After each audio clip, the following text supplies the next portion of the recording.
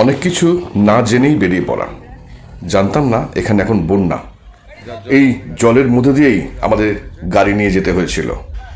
সত্যি বলতে কি, এক মুহূর্তে মনে হচ্ছিল যে আমরা রিসোর্টে পৌঁছতে পারবো তো।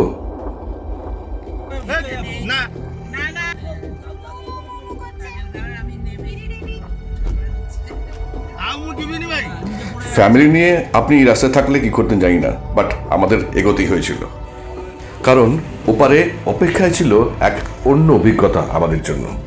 কোনো মতে বন্যার জল পেরিয়ে পৌঁছলাম প্রথম দিনের ঠিকানায়, আর সেখানেই স্কুলের বাচ্চাদের সঙ্গে স্বাধীনতা দিবসের উদযাপন। এক অসাধারণ অভিজ্ঞতা, আর এই পুরোটাই থাকছে আমার ব্লগে এক এক করে। আর শেষে একটা বিগ সারপ্রাইজ, তাই জাস্ট সঙ্গে থাকুন। শহরের কোলাহল, ট্রাফিক, ব্যস্ততা, ফোন, এইসব থেকে এক দুদিনের নিষ্কৃতি চাইছিলাম, তাই চলে এলাম আমরা ওড়িশার দুবলাগাড়ি। তো জায়গাটা কেমন জানাবো, আর এর ভালো মন্দ দুটো দিকই, তাই সঙ্গে থাকতে হবে ব্লগম্যান কৌশিকের। ব্লগম্যান কৌশিকের ব্লগ মানেই স্টোরি টেলিং। গল্পের মধ্যে আপনাকে সঙ্গে নিয়ে সবাইকে জানানো ভালো মন্দ সব কিছু। হঠাৎই এই জার্নিটার প্ল্যানিং, সাথে শ্বশুর শাশুড়ি আর আমাদের স্যাটারডে নাইট গ্যাং। হঠাৎ প্ল্যানিং, তাই এসি টিকিট পাইনি। বহু বছর পর স্লিপারে ভ্রমণ। ট্রেন ছাড়লো ঠিক সময় সকাল 8:25-এ। চলেছি ফলকনামায়। 3 ঘন্টা বাদে পৌঁছানোর কথা, পৌঁছানোর সময় সকাল 11:25। আপনি আপনার পছন্দ মতো যে কোনো ট্রেনে যেতে পারেন, তাই অনেকগুলো ট্রেনের অপশন দিলাম আমার স্ক্রিনে। আর গাড়িতে 253 কিলোমিটার লাগবে, অ্যারাউন্ড 6 ঘন্টা মিনিমাম। না, এগুলো কোনো লেক নয়, এটা বন্যার ছবি। উড়িষ্যা ঢুকতেই চারদিকে শুধু এই ছবি দেখলাম, মাইলের পর মাইল ধান ক্ষেত আর গাছ, সব জলের তলায়। তখনও বুঝিনি দুর্ভোগ ওয়েট করে আছে আমাদের জন্য। আমরা নামলাম বালেশ্বর, এখন বাজে আমার ঘড়িতে এক্স্যাক্টলি 12টা, মানে আমরা প্রায় half an hour late. Station থেকে Dhublagari sea beach around 32.5 kilometre. বন্যা আর রাস্তার জলের জন্য রিসোর্ট থেকেই বোলেরো ব্যবস্থা হয়েছিল আমাদের জন্য। পড়লো পার হেড 150 টাকা, মানে 10 জনের 1,500 টাকা রিসোর্ট পৌঁছতে। যাকে নিয়ে সবচেয়ে ভয় ছিল সেই আমার শাশুড়ি। দেখুন তত্তর করে সিঁড়ি বেয়ে উঠছে। 6 মাস আগে 2খানা হাঁটু রিপ্লেসমেন্ট হয়েছে। ডাক্তারবাবু দেখলে যা খুশি হবেন সেটা আর বলার অপেক্ষা রাখে না। এই জার্নিটা আপনারা অটোতেও করতে পারবেন, নেবে 700 টাকা পার অটো, লাগবে অ্যারাউন্ড 1.5 ঘন্টা সময়। সামনেই যে দুর্ভোগ অপেক্ষা করে রয়েছে জানতাম না। চারদিকে জল দেখতে দেখতে এগিয়ে চলেছি, ব্যাস একটু পরেই সেই ঘটনা।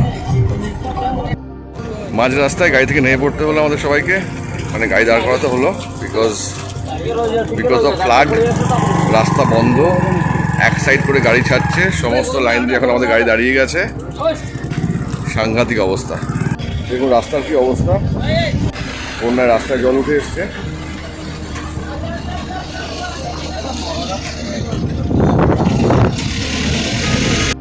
আমরা মাঝ রাস্তায় এখন গাড়ি থেকে নেমেছি, বিকজ বন্যায় গাড়ি দাঁড়িয়ে গেছে। চলো অসুবিধা, গাড়ি ছাড়বে। এখন সবাই গাড়ি থেকে নেমে পড়েছি আমরা। গাড়িগুলো পাস করে এবার আমরা আবার গাড়িতে উঠবো, আমাদের গাড়িগুলো যাবে। সাংঘাতিক অবস্থা এখানকার, কাতারিক অবস্থা। ডুবলা গাড়ি যেতে গিয়ে ডুবলো গাড়ি অবস্থা, সাংঘাতিক ব্যাপার। কোনটা রাস্তা কোনটা ধান ক্ষেত বোঝা মুশকিল। একটু বেকায়দা হলেই জপাত, একদম জলের মধ্যে, ক্ষেতের মধ্যে। এই অবস্থায় এগিয়ে চলেছি আমরা। আর তার মধ্যেই এই সামনের মহাপ্রভু এসে আমাদের রাস্তা আটকে দাঁড়িয়ে পড়লেন। কে যে কোন দিক দিয়ে যাবে এবার মহা সমস্যা। উনি নিজে বাদিক নেবেন না, বাট আমাদের বাদিক দিয়ে বেরোতে হবে, ওনার বক্তব্য সেটাই। এটুকু বুঝছে না আমাদের কিন্তু লোক বোঝাই গাড়ি। একটু বেকায়দা হলে কিন্তু আমরা পুরো ধান ক্ষেতের ওপর গাড়ি নিয়ে উল্টে পড়তে পারি, আরও বুঝিয়েই চলেছে ওর মতো। এবার একজনের ডোজে সব কিছু কন্ট্রোল এক মুহূর্তে। দেখুন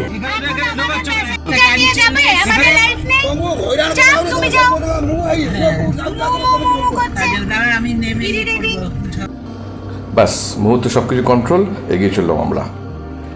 কারণ আমাদের জন্য একটা অসাধারণ অভিজ্ঞতা ওয়েট করে আছে দুবলাগাড়িতে। ক্যাম্প উইথ কেয়ার আমাদের আজকের বাসস্থান ধুবলাগাড়িতে।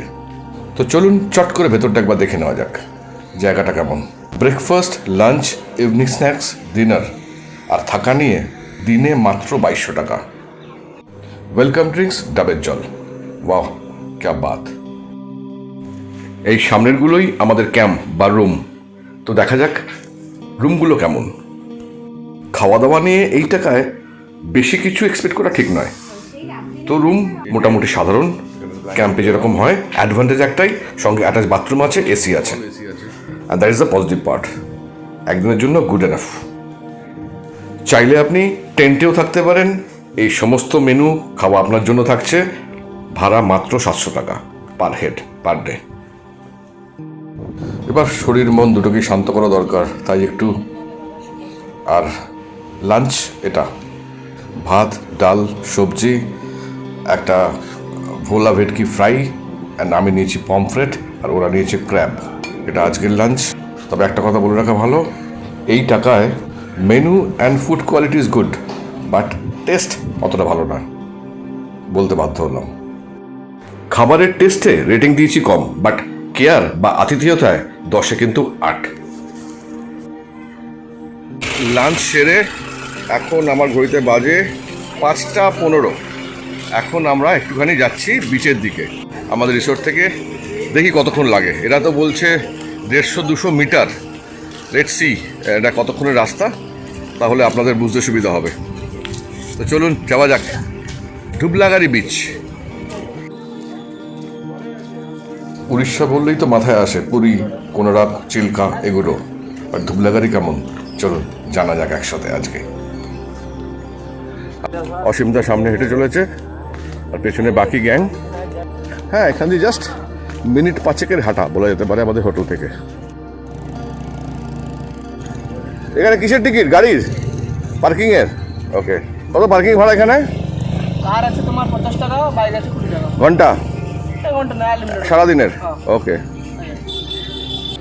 তবে একটা জিনিস জেনে আশ্চর্য হলাম যে এই ধুবলাগাড়ি বিচ বা এই বালাসোরের এই সমুদ্র সৈকত এখনো অফিসিয়ালি বিচ বা সমুদ্র সৈকত হিসেবে ঘোষণা হয়নি। কারণ একটাই, ইনফ্রাস্ট্রাকচার, মানে রাস্তাঘাট, পরিকাঠামো এসবের অভাব। যাই হোক, আমরা তো এসছি আর কি, লেটস এক্সপ্লোরিং। চলো। ওই নোংরাগুলো জোয়ারে উঠে এসেছে। যে বন্যা হয়েছিল না, হ্যাঁ, বন্যায় নোংরাগুলো উঠে এসেছে। বলছি এখানে 8-9টার সময় লোক। হ্যাঁ, রাত্রে আপনি বিচে আসতেই পারেন, বাট থাকবে ঘুটঘুটে অন্ধকার, কোনো লোক থাকবে না, দোকানও থাকবে না, এটা কিন্তু বলে রাখলাম। চাঁদিপুর সমুদ্রে গেছেন?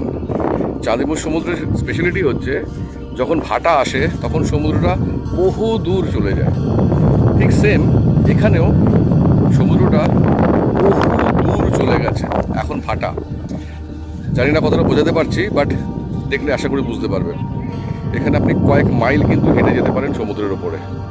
আবার জোয়ার আসলে কিন্তু জলটা এখানেই চলে আসছে, দেখুন জল ভেজা এখানে।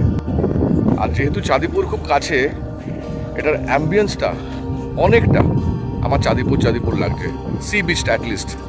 অ্যান্ড সত্যি কথা বলতে কি, এখানে লোকজন কিন্তু নেই।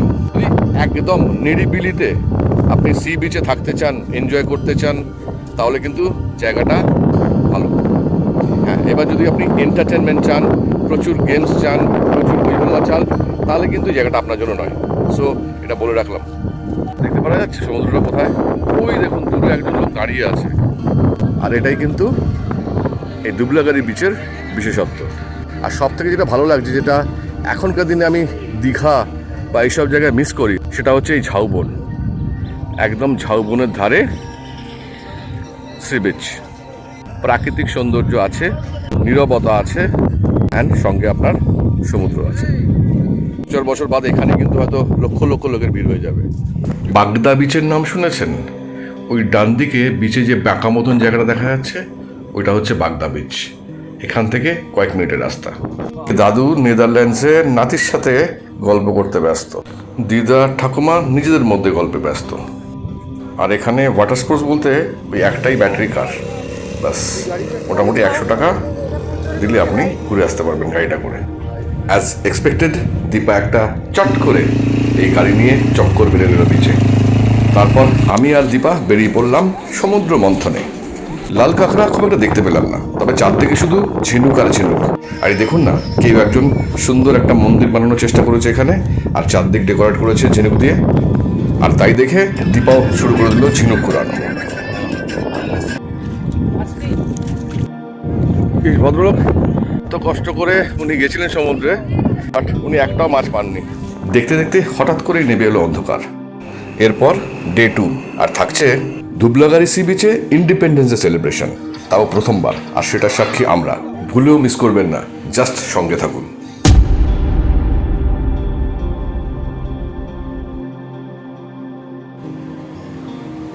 Welcome back with Blogman Kaushik.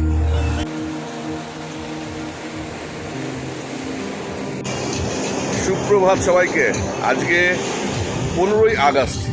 এই সমুদ্রকে সঙ্গে নিয়েই সবাইকে জানাই হ্যাপি ইন্ডিপেন্ডেন্স ডে। সবাই ভালো থাকবে। জয় হিন্দ।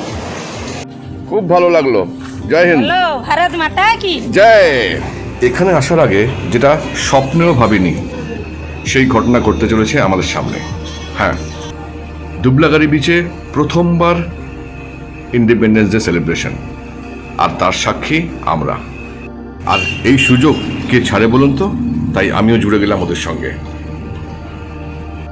এই স্মরণীয় মুহূর্তটাকে আরো স্মরণীয় করে রাখতে।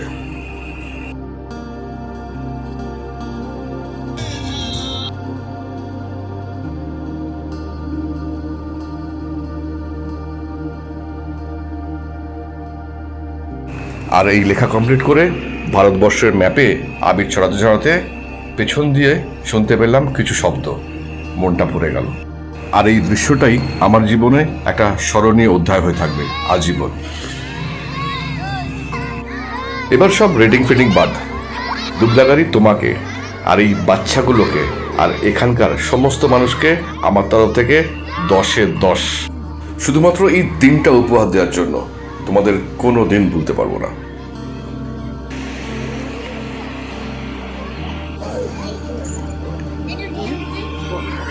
মাতা সবাইকে রক্ষা করো।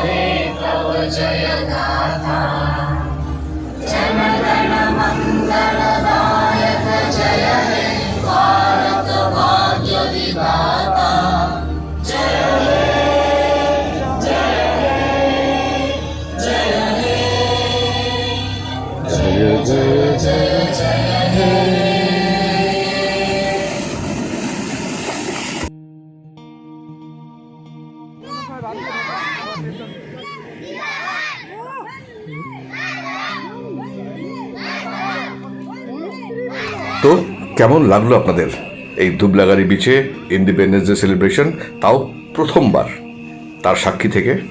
হ্যাঁ, আর একটা চমক আছে, দাঁড়ান জানাচ্ছি। এরপর সমস্ত বাচ্চাদের জন্য মিষ্টির প্যাকেট এবং উপস্থিত সকলের জন্য দারুণ একখানা মিষ্টির প্যাকেট। আর এবার আজকের দিনের সব থেকে বড় চমক। আর যদি বলি এই অনুষ্ঠানটার আয়োজক একজন মহিলা, যিনি জীবনে কোনোদিন স্কুলে যাননি। হ্যাঁ, মনে আছে সেই সাইকেল নিয়ে আসা ভদ্রমহিলাকে? ইনি জাহ্নবী মাইতি। সমুদ্র পাড়ে একটা ছোট্ট চায়ের দোকান, বাট এই পুরো অনুষ্ঠানটার আয়োজক উনি। তাই আজকে আমার এবং আমাদের সকলের তরফ থেকে আপনাকে একটা কথাই বলতে ইচ্ছে করছে, মা তুঝে সালাম। ভালো থাকবেন সারা জীবন এইভাবেই। আর এই গোটা ঘটনাটা নাকি না জানি না, ধুবলাগাড়িতে ইন্ডিপেন্ডেন্স ডেতে ভরা জোয়ার, আর কি চাই। তো ধুবলাগাড়ি কেমন লাগলো? আর ভালো লাগলে অবশ্যই সাবস্ক্রাইব করবেন। তো দেখা হচ্ছে খুব শীঘ্রই ব্লগম্যান কৌশিকের নেক্সট এপিসোডে, মাত্র 4 কিলোমিটার দূরে আর এক সমুদ্র সৈকত পাড়ি খেতে। Till then, tata.